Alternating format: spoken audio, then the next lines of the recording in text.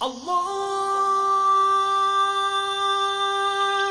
Akbar, Allahu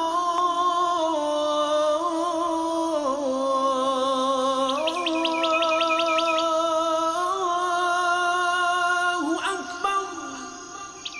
Elhamdülillah, elhamdülillah, elhamdülillahi vahidil qahhar, el-azizil ghaffar, mukawwiril nahari alel leyli, ve mukawwiril leyli alel nahar. Eşhedü en la ilahe illallah ve eşhedü enne Muhammeden abduhu ve rasuluhu. Allahümme salli ala seyyidina Muhammedin ala ali seyyidina Muhammed. كما صليت على سيدنا إبراهيم وعلى آل سيدنا إبراهيم إنك حميد مجيد اللهم بارك على سيدنا محمد وعلى آل سيدنا محمد كما باركت على سيدنا إبراهيم وعلى آل سيدنا إبراهيم إنك حميد مجيد أعوذ بالله من الشيطان الرجيم بسم الله الرحمن الرحيم والعصر إن الإنسان لفي خسر إلا الذين آمنوا وعملوا الصالحات وتواصوا بالحق وتواصوا بالصبر أما بعد. Aziz din kardeşlerim, bizge özünün şeksiz nimetlerin yağdırıp duruşu, bizning için her bir günni tuduruşu, her gününde bizni rızık bilen temin etişi, hem şeksiz nimetleri bilen bölüklevşi büyük Rabbimiz Allah Teala'ya bizning daimi şükürlerimiz, senelerimiz bulsaydı. Onun rahmet etip jiberilmiş peygamberi, bizning büyük ustazımız, Allah Teala'nın ilçisine Allah Teala'nın selamları hem bereketleri bulsaydı.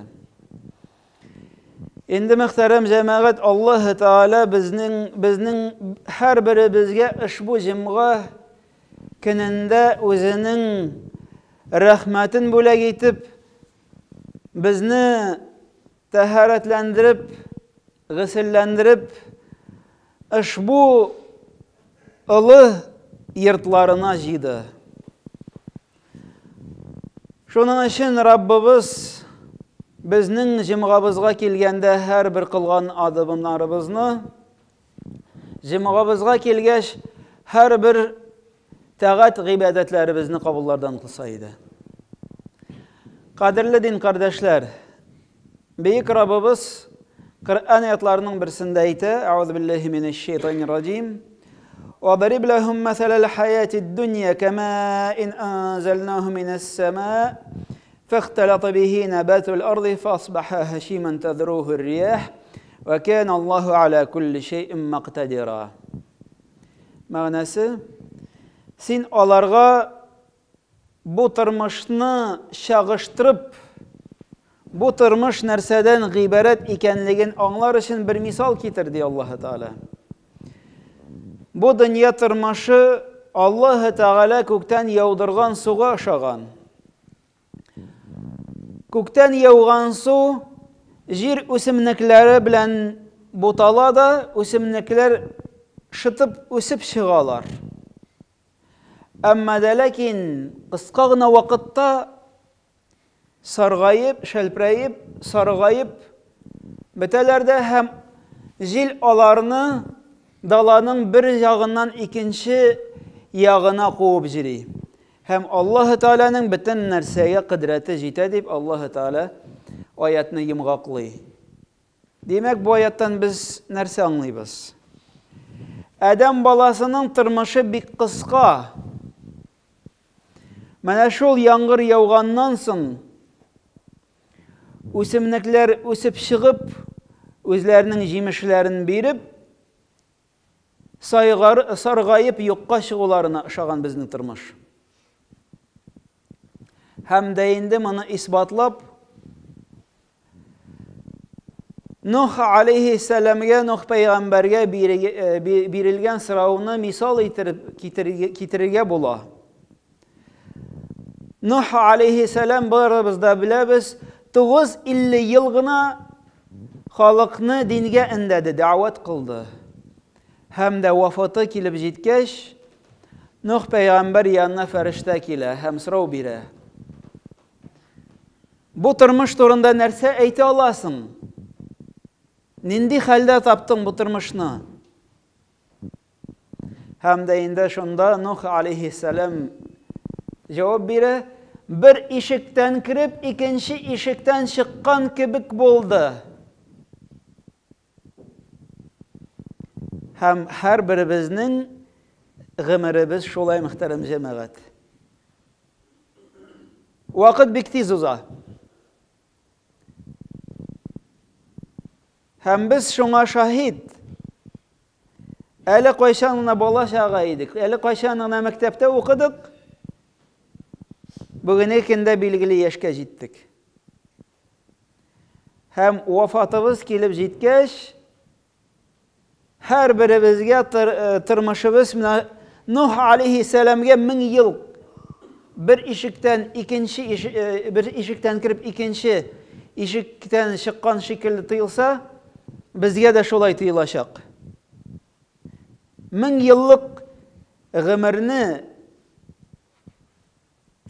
Nuh aleyhisselam sizmegen kibik, biz özümüzün kıska gımırlarımızını, kiminin 20, kiminin 50, kiminin 70, kiminin 90, kimdir 100'den arttıra. Bizde şun barlıkta özümüzün tırmışlarımızın uzunluğun tıya almayız. Şunun için tırmışımız kıska, vakit az. Nişlerge degen sırau tuva. Nişik yaşarga, nişik alıp barırga bu tırmışına. Hem de indi bu sırauga Peygamberimiz sallallahu aleyhi ve sellem hadislerinin birisinde cevap bire. An İbn Abbas radıyallahu anhuma kal. İbn Abbas radıyallahu anhu bu hadisini rivayet etmeydi. قال رسول الله صلى الله عليه وسلم لرجل وهو يعظه. Peygamberimiz sallallahu aleyhi ve sellem bir kişini vaazlep ona etti. İğtanim khamsan qabla khams. Sana 5 narsa kelib jitgancha 5 narsani foydalan.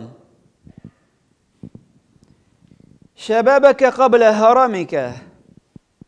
Sana qartlık jitgancha yaşligingni foydalanırga tirish. Wa sihhataka qabla saqamika. Sana avru kelib jitgancha o'zingning sog' salomat bo'lgan holingni foydalanırga ashiq. Wa ghina'aka qabla faqrik. Sana faqirlik kelib jitgancha o'zingning boy holingni foydalanırga ashiq. Wa faragaka qabla shughlik.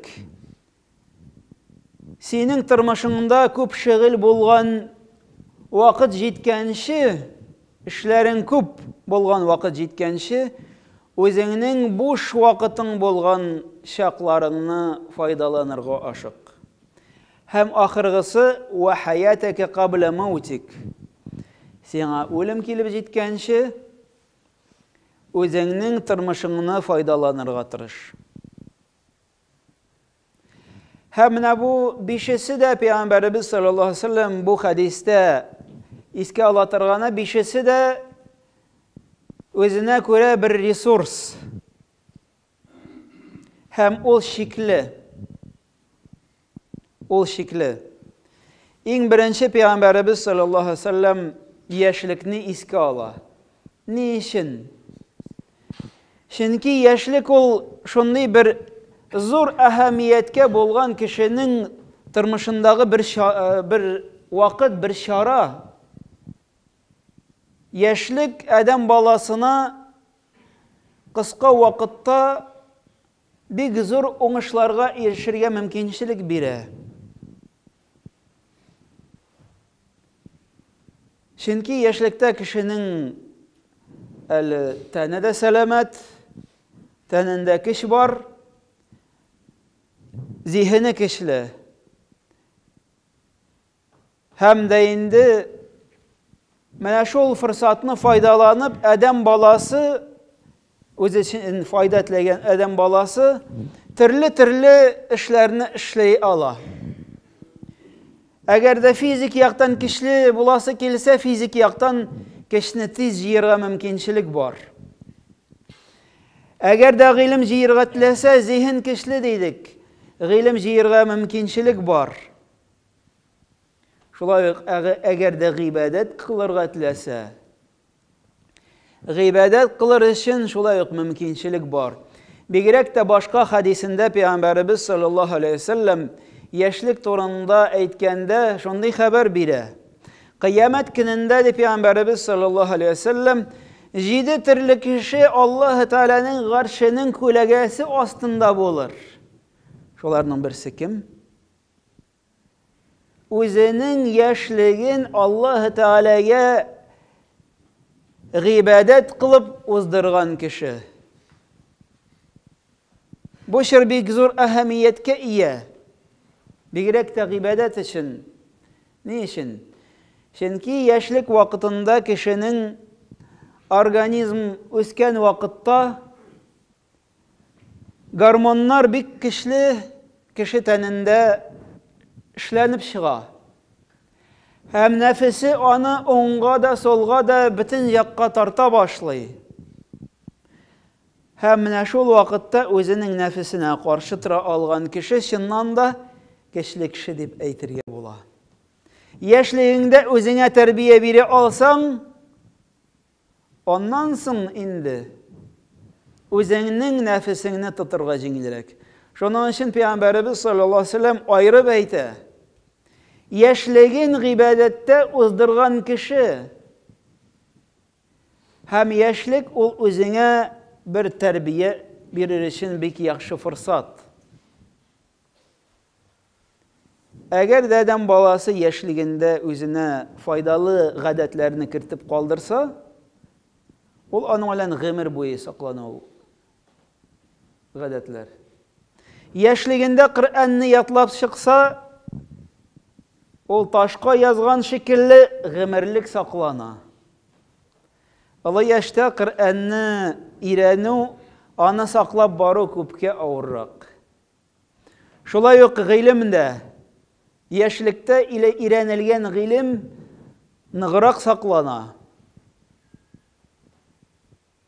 Шуның өчен менә монда мәчетебездә яшьләр дә утыра. Бу инде Пәйгамбәребезнең саллаллаһу алейһи ва саллям аларга әйтелгән сүз. Аннан соң Пәйгамбәребез саллаллаһу алейһи ва саллям сәламәтлекне искә ала. Чөнки кеше өчен сәламәтлек бик мөһим. Сәламәтлек шулай ук безгә зур форсатлар бирә. Авырып яткан вакытта безнең берәр җиргә барасы гына түгел, хәтта гыйлем алу белән, гыйлемне таләп итү белән артык шөгыльләнәсе килми.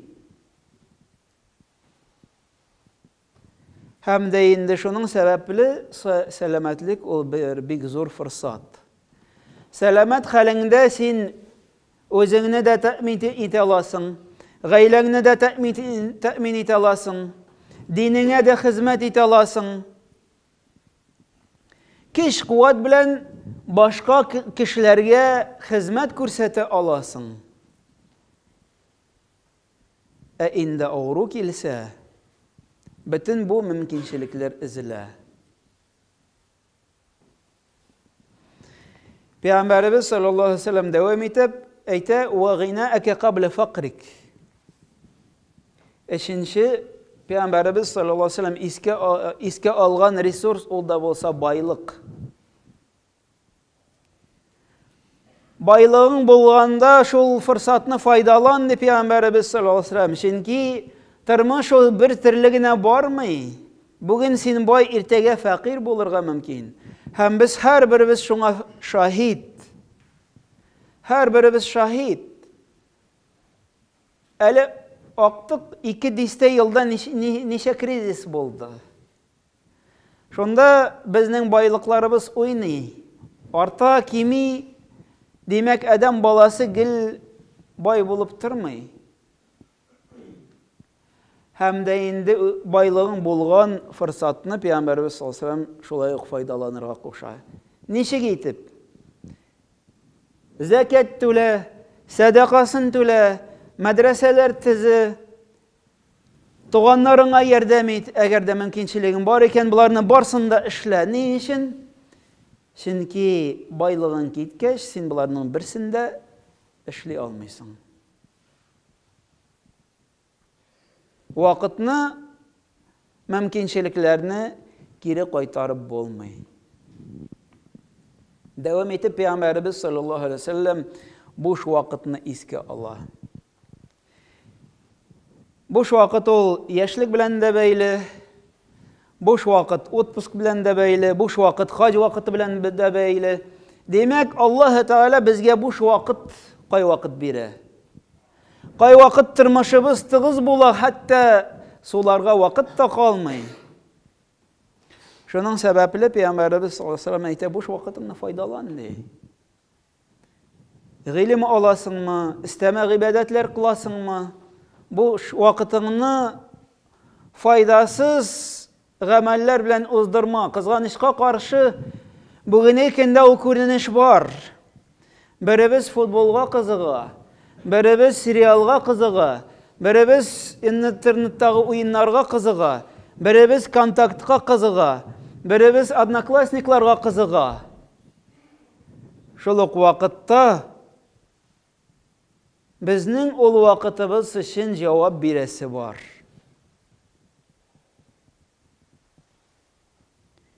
Буш вакытыбыз ул шулай ук безнең гомер. Гомеребезнең санаулы минутлары. Һәм аларны да дөрес итеп файдалану бик мөһим. Һәм дә инде ахыргысы ул да булса, "Ва хаятака кабла маутик". Үлемең килеп җиткәнче гомереңне файдалан ди Пәйгамбәрбез саллаллаһу алейһи ва саллям. Ни өчен? Чөнки үлем ул безнең сәламәтлекне дә, яшьлекне дә, байлыкны да, буш вакытны да, бөтен нәрсәбезне бетерә торган гамәл. Белгеле буенча һәр беребезнең иң башында икешәр фәрештә бар.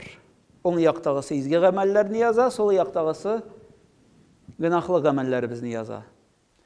Һәм дә инде безнең үлемебез белән, үлемебез җитүе белән изге гамәлләр язу туктала, һәм гөнаһларны язу да туктала. Димәк, син бөтен исти алмыйсың. Изге гамәл эшләргә мөмкинчелек калмас. Һәм дә инде шуның сәбәпле Аллаһ Тәгалә Коръән аятларының берсендә вафат булган кеше турында аңлатып, аның сүзләрен китерә. Аъуз биллаһи минеш шайтанир раҗим. Раббирҗиун лаалли аъмалу салихан. Эй Раббым, мине кайтарсаң иде. Мин изге гамәл эшләр идем. Әмма дә ләкин кайту юк, мөхтәрәм җәмәгать. Кайту юк. Билет бер якка гына алынган. Шуның өчен Пәйгамбәрбез саллаллаһу алейһи ва саллям моның да кадерен белегез, монда да дөрес итеп файдаланыгыз. Һәм дә инде үлем ул бер хакыйкать. Бу хакыйкатьтән качу юк. Аллаһ Тәгалә Коръән аятларының берсендә моның турында әйтә: "Аъуз биллаһи минеш шайтанир раҗим. Куллу нафсин заиқатул маут." Һәр бер нәфес, һәр бер адәм баласы үзенең үлемен татыр. Һәм үлемне татыганнан соң Аллаһ Тәгалә каршына баргач, Пәйгамбәрбез саллаллаһу алейһи ва саллям түбәндәге хадистә искә алган сорауларга җавап бирәсе бар. لا تزول قدم عبد يوم القيامة حتى يسأل عن أربعة: عن عمره فيما أفناه، وعن جسده فيما أبلاه، وعن علمه ماذا عمل فيه، وعن مالها من أين اكتسبه وفيما أنفقه. Dört нәрсә турында cevap biresi var. Peygamberimiz sallallahu aleyhi ve sellem eyte, kıyamet gününde 4 sırauğa cevap vermişe adam balası özünün ornundan hatta kozgalmaz da. Birincisi gımır, nişik olğanı uzdurdu. İkincisi ten, nindi tenler, nindi gameller ol teni bilen kıldı. Üçüncüsü g'ilim, g'ilimi bilen nişledi. Fayda getirdi mi yok mu? Hem ahırgısı mal, malın halal yollar bilen taptı mı? Hem halal yollarga sarf etti mi? Şunun için kadirli din kardeşler, bizge şol 4 sırau birilgenşi, Peygamberimiz sallallahu aleyhi ve sellem biz vağız başında iske algan hadistege 5 nersege ihtibar etik. Ol da bolsa kişinin yaşligi, selametligi, baylığı, boş vakıtı hem gımırı. Mene şolarga ihtibar etsek idi. Şolarını dürüst etip faydalansak idi. İndi Rabbimiz Allah Teala bizge, her birimizge bu hadislerini hem ayetlerini dürüst etip anlarga nasip etseydi. Hem Peygamberimizin sallallahu aleyhi ve sellem vasiyetlerine özü bizning turmuşlarımızdan doğru getirge yardım etseydi.